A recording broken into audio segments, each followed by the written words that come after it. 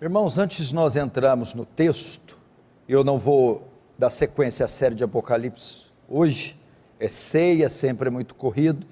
Semana que vem nós concluiremos o capítulo 6 de Apocalipse e iremos para o 7 assim por diante. Mas eu sempre gosto de fazer essas pausas para atualizar a igreja, ou para trazer uma mensagem que seja pontual, que venha de encontro com as necessidades da igreja. E antes de eu falar do texto que eu quero falar, eu queria também encorajar vocês a respeito da vida de oração de vocês. Eu quero dizer para vocês que Deus, Ele responde oração. Para você não desistir de orar, não desistir de orar pelo seu casamento, não desistir de orar pela conversão do seu marido, pela conversão dos seus filhos, não desistir de orar para aquela porta, para que aquela porta se abra. Deus responde orações. Ao longo dos meus 20 e tantos anos de fé cristã, eu tenho visto a fidelidade de Deus em responder oração. E pela graça de Deus, ao longo desses quase 30 anos, eu não tenho visto a fidelidade de Deus respondendo somente às minhas orações, mas muitos que estão nessa igreja, ou já passaram por ela, eu pude ter o privilégio de ver a fidelidade de Deus respondendo orações. Talvez você está aí passando um apuro danado, passando um dilema terrível, há alguns meses, ou alguns anos, e você não vê qualquer vestígio ou sinal de resposta. Eu quero dizer para você, não desista, não pare de orar. Deus responde orações.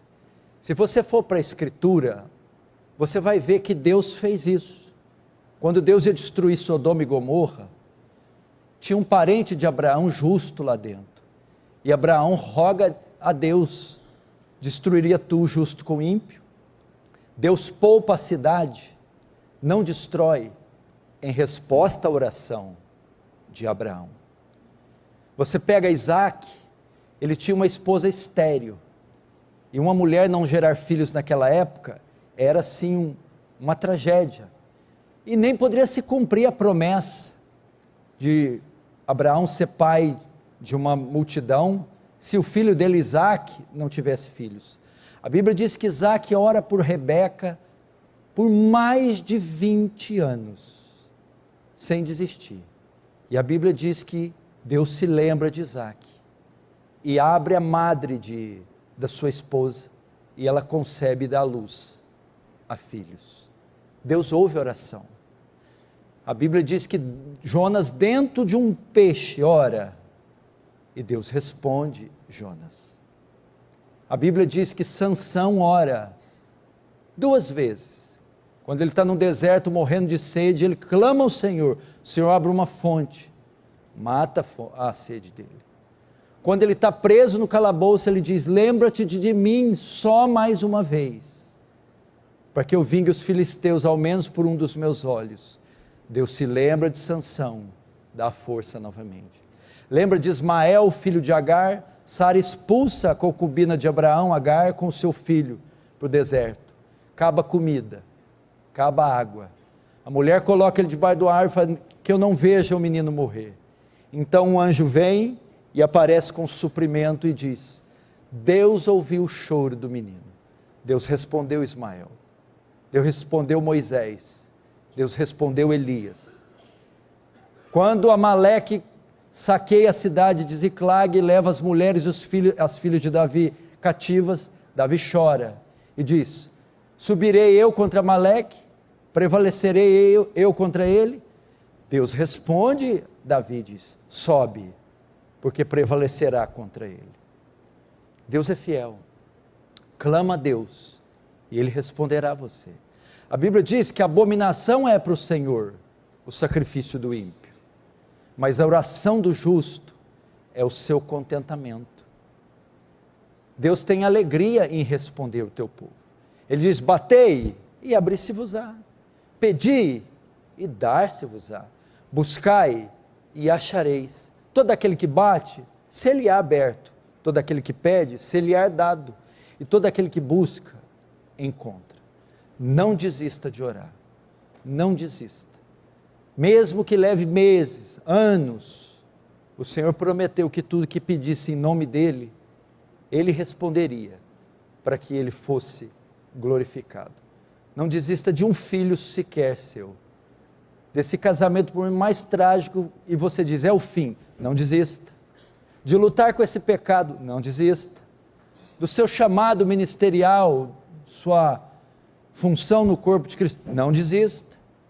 De orar por algum alvo, um sonho, uma meta, você diz, não desista.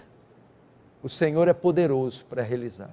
Talvez Ele só não fez ainda, porque Ele está testando sua paciência, sua perseverança, sua fé, sua fidelidade. Insista, ore com perseverança, e você vai contemplar a fidelidade de Deus. O tema da minha mensagem essa noite, se é que essa já não foi uma mensagem, presta atenção, vai ser rápido, curto, mas muito oportuno. Se nós somos salvos, convertidos, salvos, por que que nós ainda sentimos culpa? Por que que nos sentimos sujos? Por que que o pecado vive esfregando a nossa cara? Você já pensou nisso? Falei, eu sou um crente, mas eu não sou feliz. Eu sou um crente, mas eu vivo cabisbaixo, triste, angustiado. Eu vejo vocês cantando na igreja, não consigo cantar com a mesma alegria. Eu vejo a disposição, eu não consigo. Eu sempre estou chateado, difícil eu estar uma semana bem, sempre estou incomodado. Qual a causa? Meus pecados. Eu estou sempre tropeçando nos meus pecados. Eu estou sempre vendo os meus pecados. Aí tem mais uma coisa. Depois que eu vim para essa igreja bíblica, eu estava numa seita, eu estava ou em uma outra igreja mais superficial. E depois que eu fiquei exposto a essa quantidade de exposições bíblicas, pregações, escolas dominicais, pastor, parece que eu me tornei mais pecador, eu estou me sentindo pior, e não melhor, mais sujo, e não mais limpo, mais culpado, estou me sentindo mal. Então esse é o motivo da minha falta de alegria. Não seria isso uma evidência que eu não sou salvo? Porque como é que pode um salvo ficar triste toda vez pelo pecado e sentir culpa? Eu vou responder você, e a sua visão acerca disso nunca mais vai ser a mesma. Preste muita atenção, seja sábio e seja inteligente. Quando você é salvo, quando você é perdoado dos seus pecados, quando você vem da morte para a vida, existe um processo que acontece conosco que chama justificação. Deus vai resolver o nosso problema jurídico, o nosso problema legal. Ele vai lidar com a culpa do pecado. Pecados são como crimes. Crimes contra a lei de Deus, os mandamentos. Quem infringe essas leis, quebra os mandamentos, torna-se culpado, está debaixo de uma sentença de morte.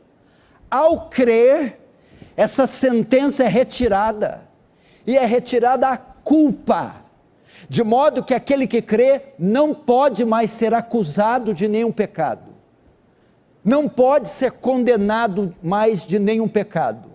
A sentença que estava sobre ele, por ter quebrado a lei, a culpa que estava sobre ele, por ter quebrado os mandamentos, foi removida. Então, lá no tribunal dos céus, ele recebe uma sentença. Qual sentença? É uma sentença favorável. Ele é declarado legalmente justo, sem culpa, diante de Deus. Ok? Isso que acontece. Então ele é salvo. Mas presta atenção. Na justificação, ele é retirado dele a culpa do pecado. Não é retirado o pecado. É só a culpa. O pecado continua lá. Entendeu? Não é tirado nenhum pecado. É só tirada a culpa. Ok? Aí o que acontece? Ocorre a regeneração. O que é regeneração? Novo nascimento.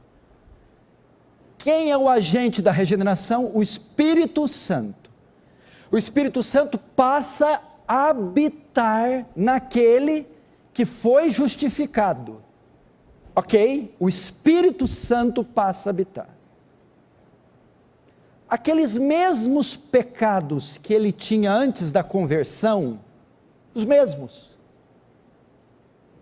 que habitavam nele, após a conversão, continuam habitando nele.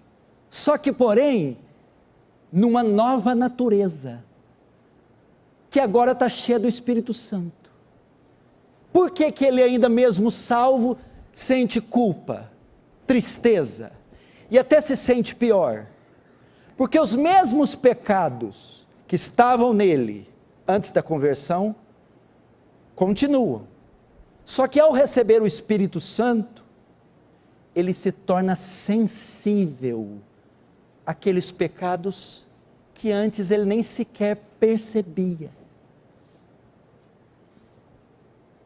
Ele passa a ver aquilo que ele não via. Passa a sentir aquilo que ele não sentia, passa a ver a gravidade daquilo que ele não via. E qual é a reação? Tristeza, decepção, infelicidade. Agora você vai entender, Mateus capítulo 5, não precisa abrir, só olha aqui para mim. Eles vão pôr na tela no verso 3, presta atenção, bem-aventurados os que choram, bem-aventurados os que choram, como assim? O que quer dizer bem-aventurado? Bem-aventurado quer dizer felizes, ditosos, plenos, melhor, mais que felizes, felizes os que choram, para ficar melhor é assim, felizes os infelizes. Uai, Jesus ficou doido. Felizes os infelizes. Feliz é quem chora, mas não, feliz é quem ri, Jesus. Jesus, não, feliz é quem chora. Jesus, feliz é quem ri. Não, feliz é quem chora. O que é essa bem-aventurança? Ela é uma característica do salvo. Quando você se converte, instantaneamente você recebe ela.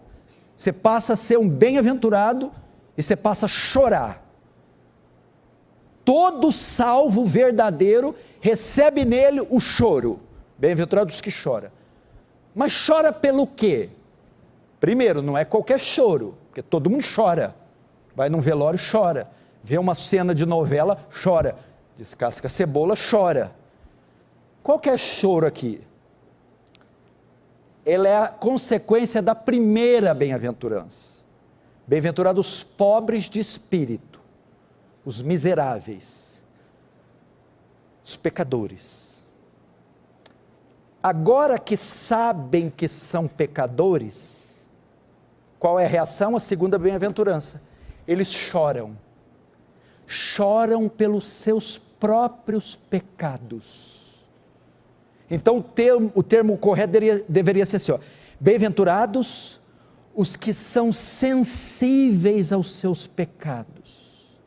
Bem-aventurados os que olham para dentro de si, veem os pecados e se entristecem. É esse choro, é a tristeza por ver nele seu próprio pecado.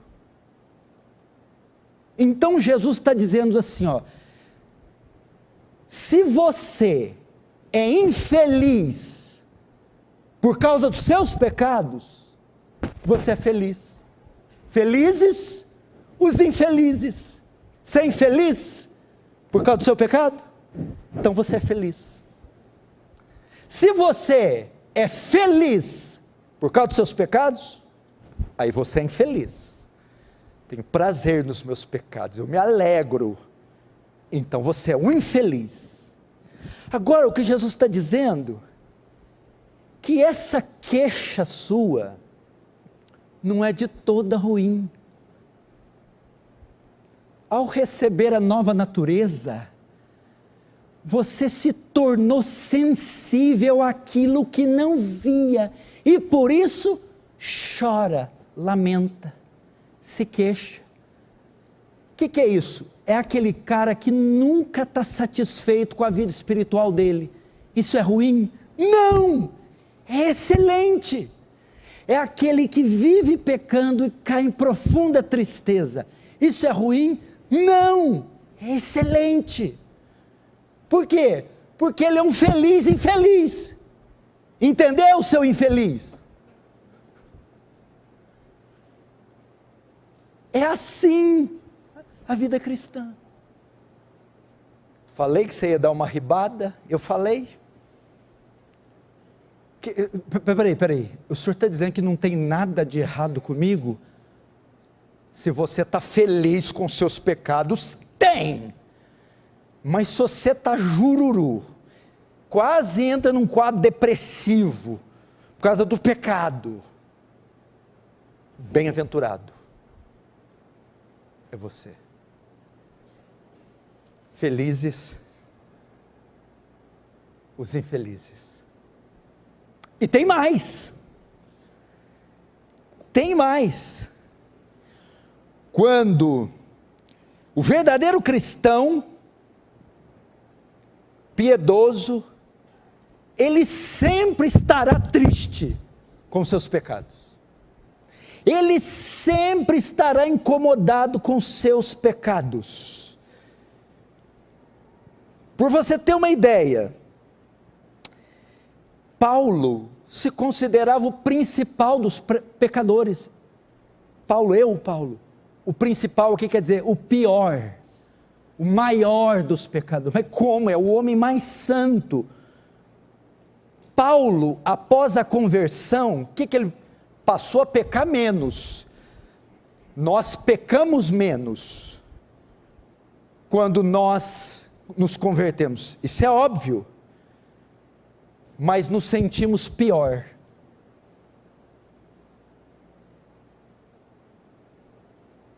Pecamos menos, mas nos sentimos pior. Por quê? Porque quando menos pecamos,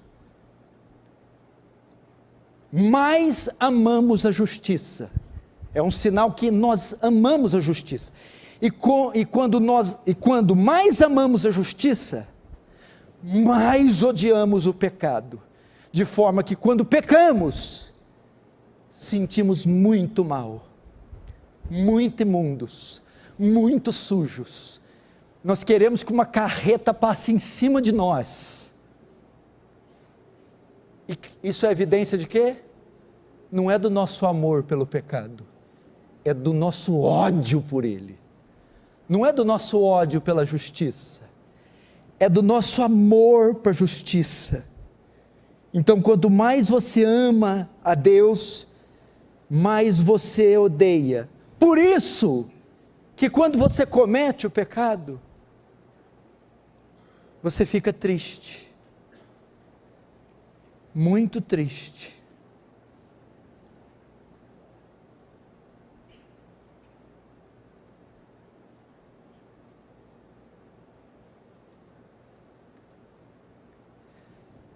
E olha só, e ele usa o termo felizes e infelizes no mesmo texto. Felizes são os infelizes, felizes os que choram. A vida do crente, ela é assim, ela é um contraste. Não tem nada demais você rir e chorar. Tem gente que faz ao mesmo tempo, igual a Naila, né? Cadê? Ela consegue fazer essa proeza. Você nem consegue discernir qual a hora que está chorando ou que está rindo, porque elas são tão homogêneas. Sabe? Riu ou chorou? A vida do crente, ela é assim, ela é um constante contraste, é um misto de alegria e tristeza mútua. Ora ele está feliz, porque ele sabe que foi justificado, perdoado, e ora está triste, porque se vê caindo em pecados, os quais Cristo o salvou. É normal esse gráfico meio oscilante do crente. A vida cristã ela é feita assim, por isso somos felizes mesmo sendo infelizes. E o Senhor quer que arranquemos alegria do profundo da nossa tristeza. Você quer ver uma evidência disso? Abre comigo no Salmo 51. Olha aqui um homem feliz. Isso aqui é um bem-aventurado, olha aqui.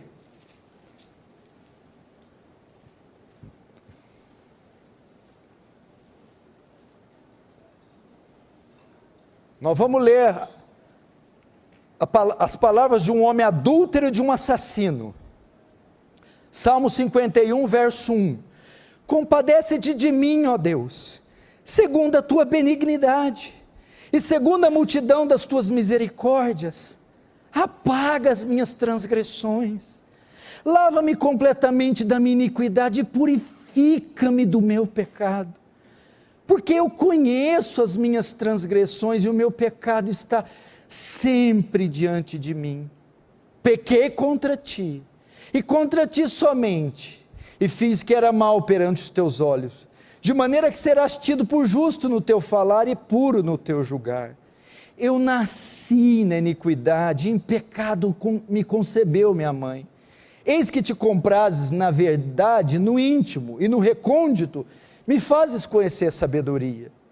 Verso 7, purifica-me com sopo e ficarei limpo, lava-me e ficarei mais alvo que a neve, faz-me ouvir o júbilo e a alegria, para que exultem os ossos que esmagaste.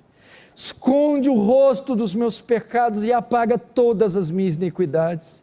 Cria em mim, ó Deus, um coração puro, e renova dentro de mim um espírito inabalável. Não me repulse da tua presença, nem me retires do teu espírito. Restitui a alegria da salvação e sustenta-me com o espírito voluntário. Então ensinarei os transgressores teus caminhos, e os pecadores se converterão a ti. Até aí, volta para Mateus 5. Pastor, de quem foram essas palavras? De um bem-aventurado. Como é que é? De quem foi? De um homem feliz. Não, pastor, é o salmo mais triste da Bíblia. Não, não é. Porque a tristeza dele era pelo pecado. Ele está confessando, se entristecendo. Eu sinto o meu pecado, eu vejo o meu pecado, eu percebo o meu pecado, estou abatido pelo meu pecado, odeio o meu pecado, não suporto o meu pecado. Feliz. É a nova natureza dele, sendo sensível ao pecado, mostrando a conversão verdadeira, trazendo ele num profundo estado de abatimento. É uma declaração de um bem-aventurado, de um homem feliz. Entendeu, irmãos? Aqueles pecados residentes na velha vida continuam residentes na nova. Eles não foram tirados, eles agora estão dominados, mas a presença deles continua, de modo que agora, com a nossa nova natureza, nós ficamos sensíveis, e a reação consequente é tristeza.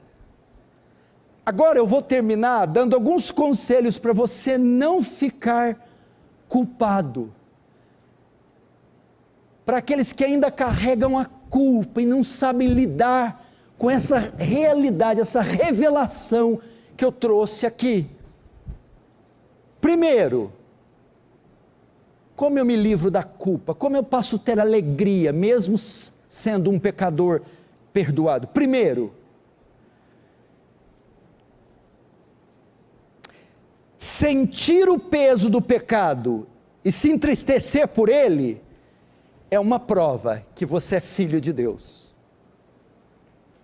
Primeiro conselho para você ter paz, alegria e tirar a culpa: sentir o peso pelo pecado e se entristecer por ele não é algo negativo, é positivo, é uma prova que você é filho de Deus. 2 Coríntios 7,10 diz que a tristeza segundo Deus gera arrependimento para a vida. Essa tristeza é boa, essa tristeza gera vida, essa tristeza é uma evidência do Espírito Santo.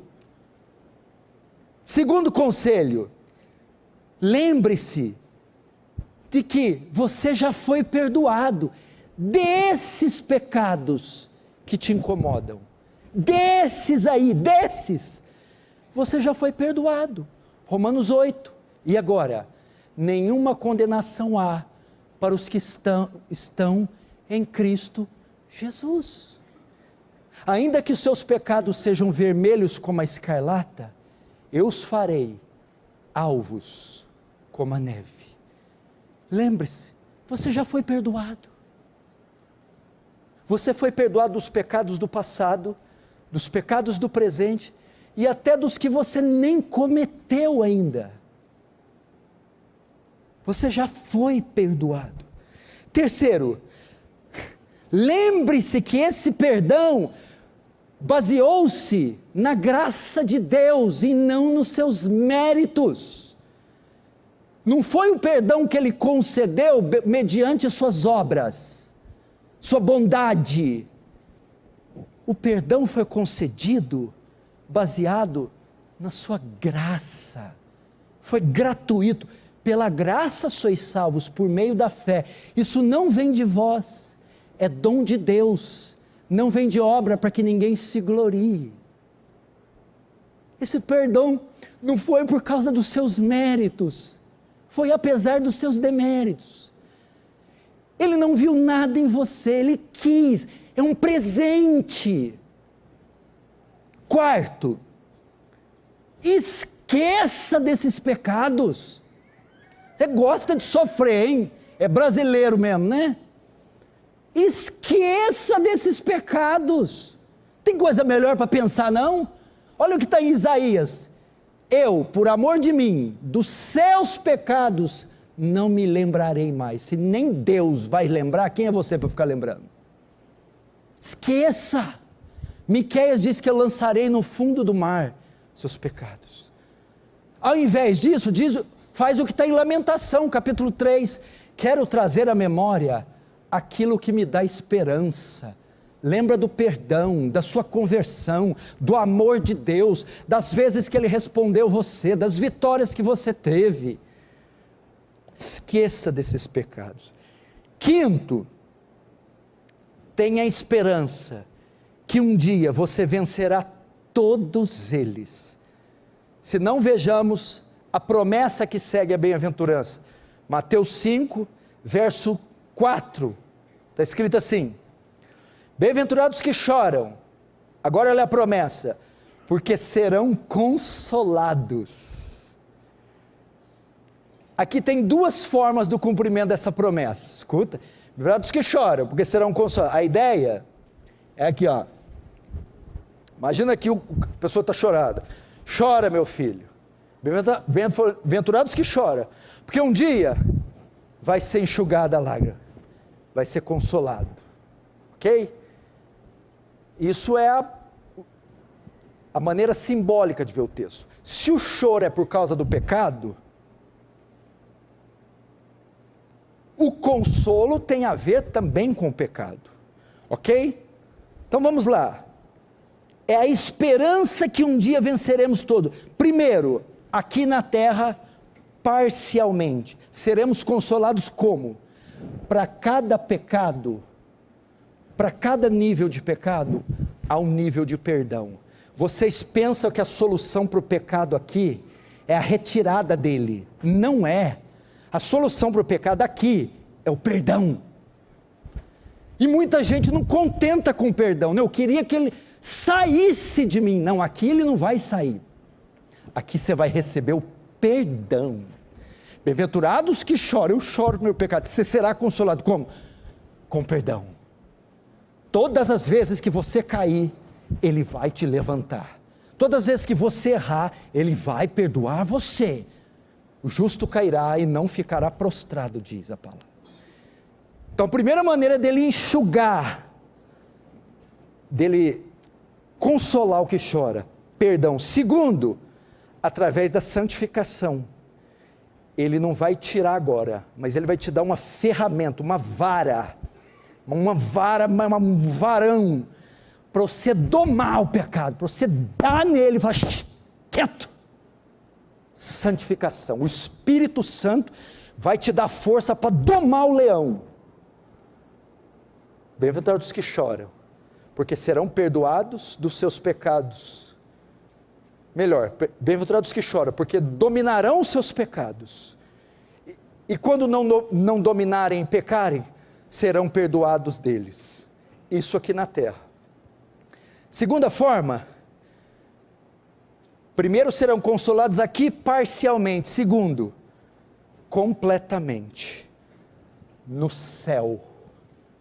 Está chorando, cai, vive tropeçando nessa maldição, desse pecado, desse caráter, desse problema. Vai chegar um dia, meu irmão, que isso aí que é corruptível, se revestirá da incorruptibilidade. Isso que é mortal se revestirá da imortalidade. Então o pecado não vai ser só dominado, domado, ele vai ser extinto, arrancado, dissipado para sempre. E você com novos corpos, novamente, novo coração, nos céus, para nunca mais pecar, nenhuma vez, sequer. Você será consolado. Amém? Vai sair daqui triste ou vai sair feliz? Ou tem a opção Naila, vai sair Naila daqui? Vou sair rindo e chorando, porque se eu rir demais, é sinal que eu não estou dando bola para o meu pecado. Você está entendendo?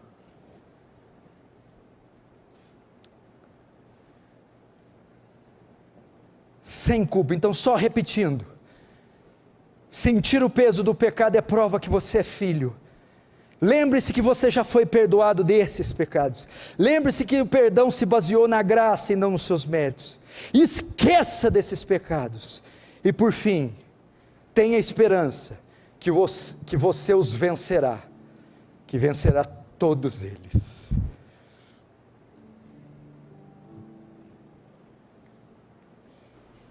Está triste? Estou. Comete o pecado e não sai dando risada? Não, não sou. Não sai. Sou infeliz. Felizes os infelizes. Vou terminar com essa frase. Se você é feliz pelos seus pecados, você é um infeliz. Se você é um infeliz por cometer seus pecados, então, de fato, você é feliz. Feche os olhos, curva a cabeça. Medita nisso. Medita nisso.